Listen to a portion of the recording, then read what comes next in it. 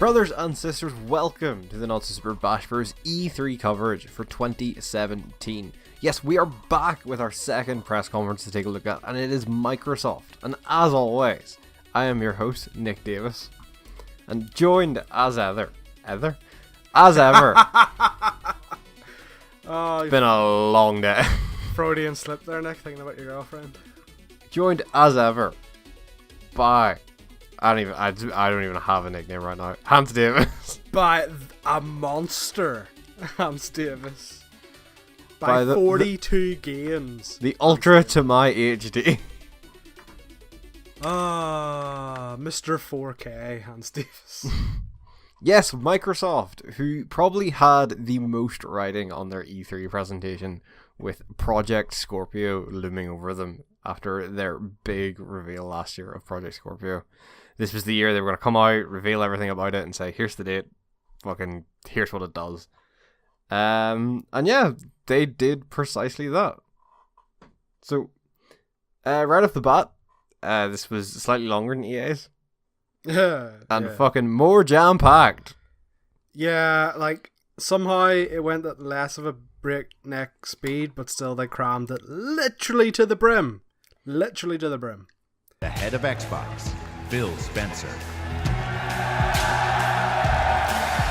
As always, Phil Spencer came out, was like, sup dogs, Project Scorpio. Fucking, they really pushed their 4K stuff. Like, every single game had like a fucking tagline at the bottom saying being shown in 4K and stuff like that. So, quick question, Nick. Mm-hmm. What the fuck is Mixer? Mixer is like their streaming service. So it's like Twitch. I don't think it's just for games though. I think it's kind of just everything. So they come out straight away and like which I thought was weird. They showed the box before they said the name. Box looks very similar to the Xbox One S, slightly smaller. Mm-hmm. And Phil Spencer comes out, probably my favorite CEO of all the fucking CEOs, because he just seems like a dude who likes video games, who ended up as a CEO of a company. Has no clue what he's doing. Yeah, literally just fucking walks out there. It's like, I'm in the fucking wrong place. Comes out and says it's called the Xbox One X. Yeah. Which, as I saw someone point out, abbreviates to Xbox. Yeah. No, but like, the console itself, it's... Right, okay. I think it's because we're PC gamers, but to me, it didn't sound overly impressive. Yeah, like, it's very, like, they pushed, like, fucking every other sentence probably had the most powerful console ever released kind of line in it. Yes. And to be fair, yeah, it probably is. Like, it on paper, it seems way more powerful than the PS4 Pro and the original, and the Xbox. And they really pushed, alright, this is going to get native 4K, but it's also going to help all your old games, if you're playing them at 1080, look even better. They even came out and said, yo, it's fucking smaller than the Xbox One S, which fucking seems insane, considering the issues Microsoft have had with their console designs. That was impressive, I'll admit that. Like, the size, the fact they said it's the smallest Xbox ever, that's seriously impressive. Like. Yeah, like, considering they've had so many issues in the past with heating in their systems. Like, the Red Ring shit was all caused by bad heating systems. Yeah, the fact they've actually put, like, a cooling thing inside like liquid fucking cooling in it, which is fucking nuts in a fucking console. And then we launched straight into our first 4K game.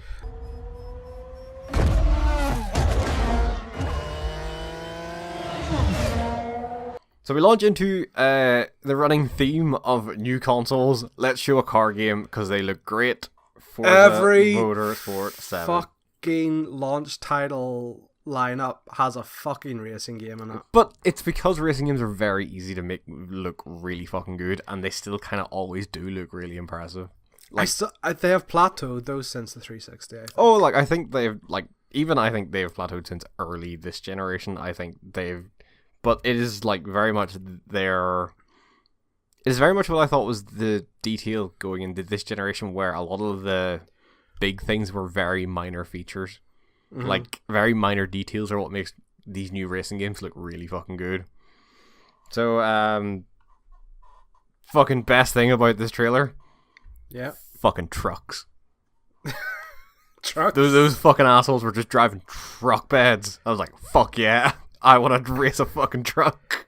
I do have to question, though, like, in this day and age, does a pure racing game still sell? Oh yeah, I think it totally does. I think a pure sim racing game does still sell. Fucking gangbusters. Maybe it's just because it's not our sort of game, but Yeah. I'm just like, I don't know, like they're sitting there going, oh, look at these tracks, look at these pretty women, look at this Porsche, blah, blah, blah. And I'm like, once you've played one racing game to me, one racing sim, you've played them all. No, I'd be shocked that they wouldn't get the 7 if these were not still selling fucking gangbusters every time one comes out. Still can't really see someone buying an Xbox One specifically just to go like, yeah, I got it to play Forza. Oh, by the way, yeah, something this actually really got me. So they're talking about, for the first time ever, this brand new Porsche, and then it's revealed, and you know what the first thing that came to my mind was? It looks the exact same as every single other Looks fucking the Porsche exact- 911. Looks the exact same as every other Porsche ever made. Yep, I had that exact same reaction. It's like, yep, that's a Porsche 911. This could be fucking from 10 years ago. I wouldn't know the difference. Racing stripes and spoilers, but other than that, it's still that same fucking car. But yeah, the actual gameplay looked really good. Native 4K, 60 FPS. Fucking weather effects look really good. And then on to our next game. This is where I noticed a trend in all the fucking, and it really pissed me off trying to write notes. They didn't unveil the name of any game until the very end of the video. Got a So bit of suspense, Nick. So a lot of my notes were like, oh, this kind of looks like such and such, and it turns out it's a sequel to such and such. The minute I saw this, I was like, hey, this is Metro. Yeah, I was like, 4A Games making another Metro-esque game. Oh fuck, it's a new Metro. I could have swore that Phil Spencer, whoever introduced it, said it was a new IP. No, I think he said it was just a new game from 4A. Okay, that's right. He never said new IP. But yeah, new Metro Exodus. I've never really dived into the Metro games, but from what I can tell, this looks like a Metro game. Yeah, that's what I have here. I said it's not my cup of tea, but I have to admit, like, if I was a Metro fan, I can imagine this would sell me on it. I also have a note. That bear is jacked. Looking real jacked, baby. I think like it hits all the right notes for Metro. Like, it's got the horror aspect to it, but I think that whole train thing, it kind of blows open that whole like world almost, because like the whole point of that was like, oh, we've been forced underground. The fact now that they're above ground and traveling by train, I think could be really, really cool, and it'd be interesting to see how that train might possibly play into gameplay. Like, you could upgrade it and stuff. I don't know. It looks really good. The next up, we got a big... Sorry, can we just say, actually, because we are like blasting through this, there are a lot of games to get through. Like, I know we mentioned it before, but like, Xbox threw fucking 32 odd games at us. So like, if it sounds like we're like blasting through them, it's because there is a lot to get through and we only have 30 fucking minutes. Yep. So next up was Assassin's Creed Origins, long rumored Egyptian AC game. A lot of the rumors turned out to be true. So we got a kind of a trailer thing and then an actual extended gameplay thing, which I thought was cool because I don't think there's enough games set in ancient Egypt. I think I'm 50-50 on this. Assassin's Creed Syndicate left me with a good taste in my mouth after really shit Assassin's Creed's kind of up like 3, and I didn't really enjoy 4, and Unity was trash. So I'm like, if they're running on from this, I was like, oh, this could be good. But then I started to see a lot of things that were very similar to Assassin's Creed 3 with like the wildlife and stuff like that. And so now I'm really 50-50 on it. Oh, well, I was mainly just because I do think the setting could be very interesting, and they seem to be leaning into like some weird mythological stuff. Like there was that giant snake in the trailer. I saw that. Honestly, that could be a really good like breath of fresh air to the series, like a Prince of Persia thing. So the actual gameplay, it showed off some new mechanics that were in that leak that came out a while ago, like the actual literal eagle vision. Eagle!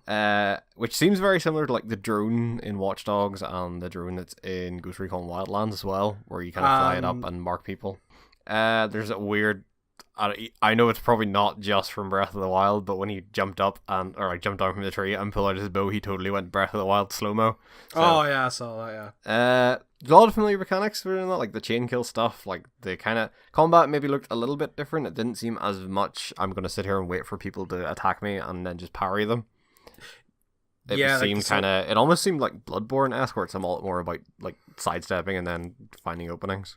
It sounds silly to say this because it's obviously, but like the fact that they've included a shield is probably why. Yeah. Like I guess this is the first time in my head that an assassin's carried a shield, because he's more like a warrior than an assassin really at this point. Yeah.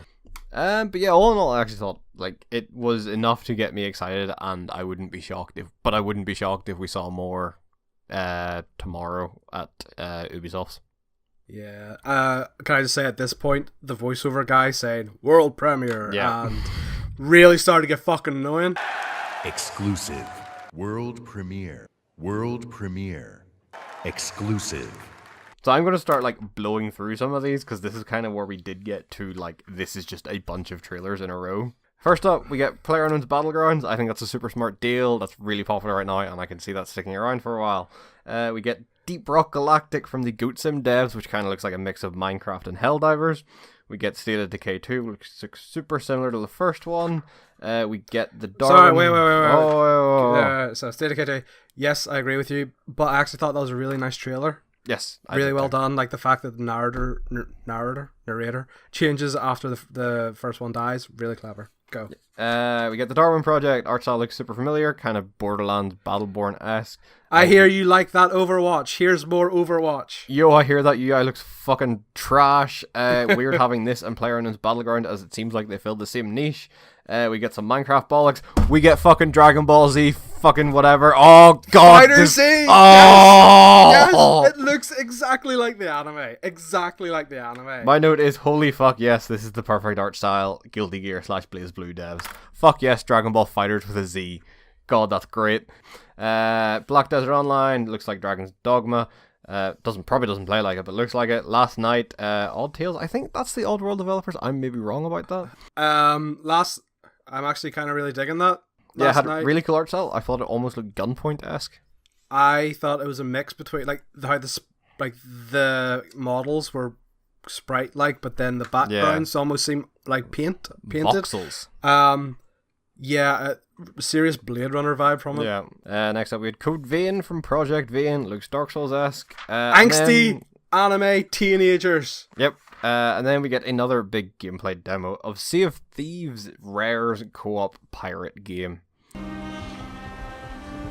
The joy of a new voyage far across the Sea of Thieves. Which I think looks really good, but also kind of weird. I think it's a really cool idea, similar to Guns of Icarus. Yes. That's immediately what I thought of, like this cooperative, we're running a ship together type thing. But I think the tone and like look of it is so much more charming. Yeah, so this was my major issue, was this entire presentation had this narrator in it who, yeah, it was really funny and had like that style of Rare humor. But how is that going to carry over into the actual game? Because I'm assuming that narrator is not in the actual game. All those characters seem completely voiceless, which seems a bit weird. So like, it's weird to think of a Rare game that won't have that kind of charm. So unless they're maybe like not showing like a big story type thing yet, or maybe they're saving that for Gamescom or something, I'm maybe a bit worried about how much of that is going to like have that charm that was shown in that trailer. So, to me, it's not necessarily the charm I'm worried about. It's the like, if there's no voices and there's no kind of narrator, how is there going to be an overall objective? Yeah. Do you know what I mean? Is it just going to be you running around finding these riddle things and then an island randomly appears? Like, is it going to be... There's a lot of questions, I think, and it's not their fault they weren't answered. It was obviously... This game still has a fair bit to go. It's not coming out till early 2018. Like, is there going to be like a persistent story? Is this procedurally generated stuff that's in there? Is this an actual open world that you'll go through with your friends? Like, how do other players enter your world? Because that's what that was pretty much doing at the last bit there with like, the other ship. Or like, is that going to be alright? You'll just happen to like two ships happen to be in the same place at the same time in two different servers. We'll put them together and they'll fight. There's a lot of questions, and I think there's a lot of time for them still to answer it. So I'm cautiously optimistic about it. Yeah, no, I think like it would be interesting to see kind of whenever it gets closer to the release date what comes out. Was this an exclusive? Yes, Sea of Thieves is a Xbox and PC exclusive. Okay, that's what I say. It's good it's on PC, because this is the sort of game that would excel on PC. Yeah. So we get Tacoma from the Gone Home devs. It finally gets a date of August 2nd. I get baited because I thought this was a new Conquer game getting announced. So did I! Motherfuckers! I was just like, damn, thought that was Conquer. Go fuck yourself, Lucky. I just wrote baited, thought it was Conquer. So this kind of looks like a rare slash... So Lucky's Tale was a launch title with the Oculus Rift. Mm-hmm. This seems like it's just them taking that Lucky character and making a... Obviously, it is the same kind of game as Lucky's Tale was. So I'm not sure if this is a sequel or if this is like reusing that stuff, just putting it in without the VR stuff. Next up is Cuphead, which finally gets a release date of September 29th. Fuck yes. That's what I said. Still looks awesome, looks mental. Nice to get a date finally.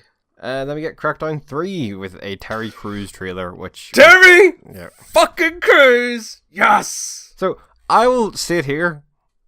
I like the first 2 Crackdown games, but I feel like Saints Row has come and fucking ate Crackdown's lunch. I feel like you're copying my notes. I have here... Well, okay, maybe this bit differs. Last 2 were really disappointing, so I don't have a lot of hope. Saints Row has already nailed the sandbox mayhem genre. Like, this is the issue, is if this had come out like a year or 2 after Crackdown 2, fuck yeah, it'd be great. But Saints Row has already gone so off the fucking deep end with their open world superhero shit.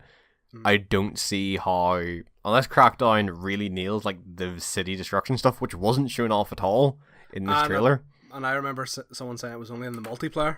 Yeah, it was originally this. When it was first Crackdown 3 was first announced, it was the whole, still during the whole, the Xbox One's always got to be online. So the whole idea was they were going to be pushing a lot of the physics rendering and shit to a server, cloud server, and pulling it back. So obviously this is now, alright, we're going to take...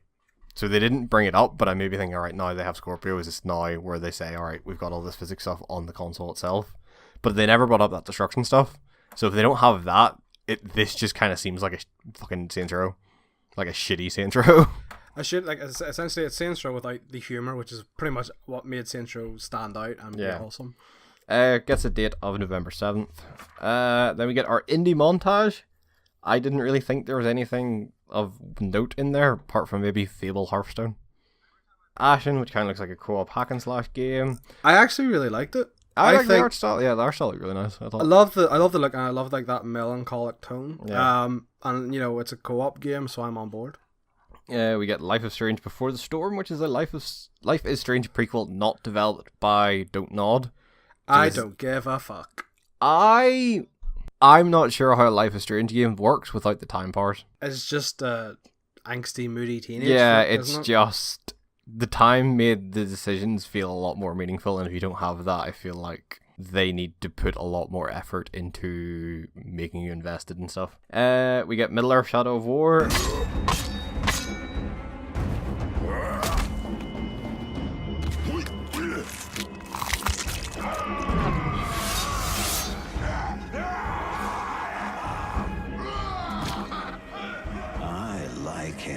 Didn't really see anything new that they haven't already shown off, really. Like, I don't know. Actually, this gave me it was an alright demo, but like this didn't show off any new massive features that weren't already shown off in the original reveal, I think. No, like to me, this kind of gave me confidence. For someone who was not completely sold on the last one, this gave me more confidence because it showed off much like varying environments, which is a big step from what the previous one was, which is all like Mordor, lava, wasteland. Different style of orcs, also really cool. The forming the army thing sounds interesting, but like, do you only use it when you're like invading someone's fortress, or can you like, is it like Assassin's Creed 2 where you could like, or Brotherhood, whenever you could like help summon them in at any time sort of thing? Next up we get Ori and the Will of the Wisps. It gets a live piano performance, and goddamn does it look fucking beautiful. I would buy this game for the music alone. Also, now I am sad. Thanks very much. Yeah. First Ori game I played a little bit of and really liked it. And then if this one can continue that theme, fuck yeah, like it looks great. And then we get Phil Spencer to come out and drop the biggest bombshell, like he did last year. I'm pleased to announce an exciting expansion to the program.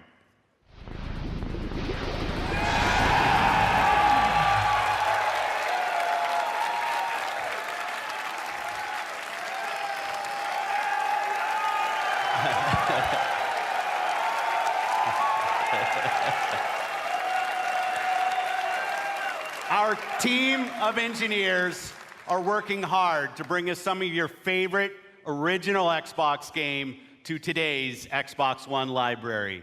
OG Xbox games coming to backwards compatibility hands. More Blink the Time Sweeper in it. Fucking Blinks, fucking Jet Set Radio, fucking Conquer, all the best games, Hans. And then he announces the price for the Xbox One X, which is $499, which I think is a bad move. Is that $390, $380?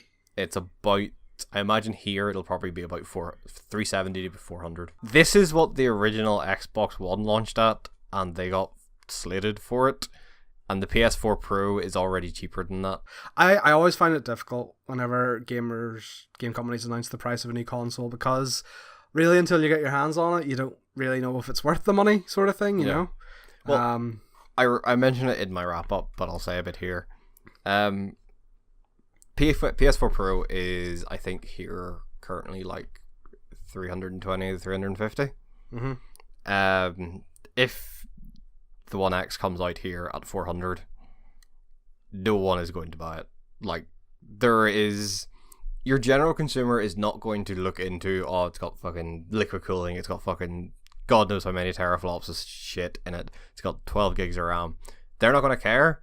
They're just going to see that one's cheaper. They're also going to see this one has a lot more exclusive games that I cannot get in this Xbox, which is Microsoft's biggest problem still right now. They do not have that killer first-party exclusive like Sony do.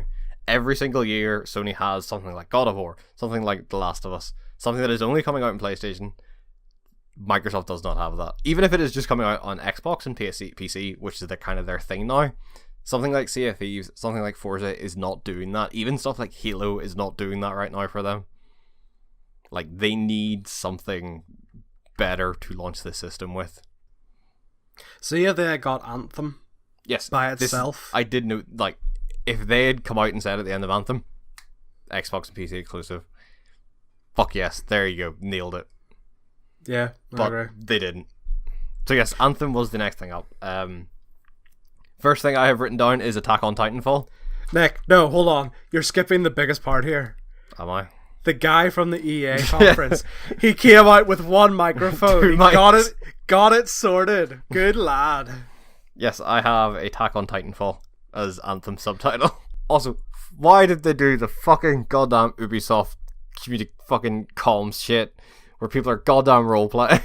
Like, Kim could use more experience. Fuck that noise. Wait, so here's the thing, right? The whenever they went out into out of the wall, that is when they started role playing. Yes. Before that, the bit where she's talking to the guy, that was a story thing. Yes, I think the way that, like, that is alright. That is an actual story thing when she's talking to that guy. When they went out into the world, I think that is them pretending to be their characters on comms with their friends.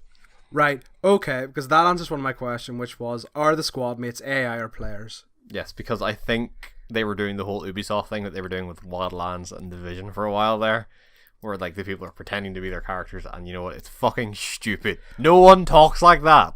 Right, you know what, then I actually have a lot less faith in this, because it just, to me, this sounds more and more like Destiny. Whereas, like, in the wall, you've got your hub area, where that's probably where a lot of your story beats are going to happen. And then out of the wall, you've got your play area, which is where you actually go to do all the quests. And I feel like that is not BioWare's strength. BioWare are not that sort of people. BioWare are about relatively linear, let's be honest, relatively linear, very well done stories. And I feel like they're going to shoot themselves in the fucking foot again. I am not willing to write it off as, oh my god, it's Destiny like you are, but I will say the combat didn't look particularly engaging so far, but I noticed like that was like one very small encounter. I do like the world though. Like, I mean, yes, I don't mean necessarily the jungle outside the wall. I actually meant like in the that city area, like the fact the is, shanty town-esque looking thing. Sci-fi slums with like an Indian culture. That looked really cool. I mean, you just kind of throw out a bunch of shit at the wall, see what sticks, and like, yeah, fuck it, that's sci-fi Indian slums. That'll do. But no, I thought it looked cool. But yeah, it was very short. I thought the demo for Anthem. I was like when EA came out and said, "All right, we've got this thing coming at Microsoft tomorrow. I kind of expected something a bit longer, but I don't know. I don't think it was short, but like I think it was just kind of not a lot happened in it, bar the flying about. And that was it. We got our closing montage, and we are out. So yes, my closing notes are Microsoft is just missing killer first-party stuff to sell consoles. It's like they don't have any, like, as fucking good as Halo is and as good as Gears are. Those are known quantities that aren't going to inspire a new generation of people to say, "Fuck, I need an Xbox." Like a reboot of the reboot of God of War is, or The Last of Us is. Like, because they are a series who are, let's be honest, past their prime. I wouldn't even say past their prime. They are not innovating. Like, you buy a Gears or you buy Halo, you know what you're getting. But on the positive side, I think Sea of Thieves looks really good. I think Assassin's Creed Origins looks good. I think Forza looks good as a fucking racing game, and there was nothing here I would explicitly, none of the gameplay things I would explicitly state were bad, so to speak. Like, some of the trailers didn't really grab me, but they were like 30 to 45 second trailers in a fucking big press conference. I thought it was an alright press conference. I personally felt it was better than EA's. Like, this is chalk and cheese, though, to be honest. Like, my issue with the Xbox One was a similar thing. Like it's got no exclusives, and then whenever Phil Spence came out, it was just like, oh, we got exclusive out the wazoo. I was like, good, you've addressed the issue. And then they revealed what the exclusives were, and I was like, oh, never mind, you haven't addressed shit.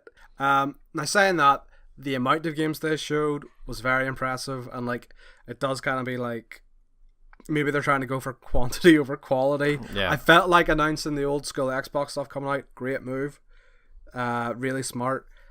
Like, the overall goal of this, and let's be honest, was for them to try and sell us their new console. Kind of failed in that regard. It kind of failed. None of this is going to make me go out and buy. It's not like the Switch almost, where a lot of people went out and bought a Switch because they wanted that new Zelda game on it. So yeah, no, I didn't mind it, but I feel like they failed in their prime objective. Yep, and that was Microsoft. All in all, it's a middling kind of conference. Like, there was a lot to it, and like, stuff they showed was good. It's just their overall objective is kind of, they're not hitting it. Yeah, pretty much. But that is it. Join us tomorrow for Bethesda early-ish, and then later on for Ubisoft in the evening. Yeah, Bethesda is at 5 a.m. in the morning, and Ubisoft is at 9 p.m. at night. Yep. So join us tomorrow for Bethesda and Ubisoft.